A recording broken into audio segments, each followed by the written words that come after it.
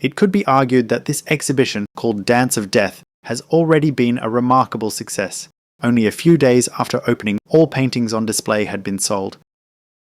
A few statuettes and a small number of limited edition prints produced for just 3 of the exhibits are all that remain, and will almost certainly attract purchasers in the not-too-distant future. Such is the popularity of this artist's work.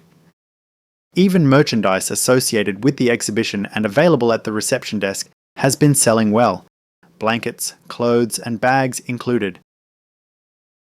It is said that in general, artists draw from their life experiences. If true, it would appear from the exhibits on display that the artist, known as Cuscus the Cuckoos, has lived a somewhat unusual life and possesses a particularly vivid imagination.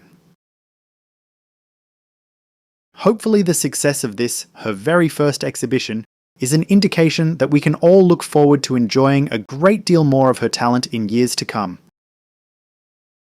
This well-presented display of her work runs until January the 4th next year. As usual, River City Bangkok is hosting other exhibitions in tandem, and information is available on their website.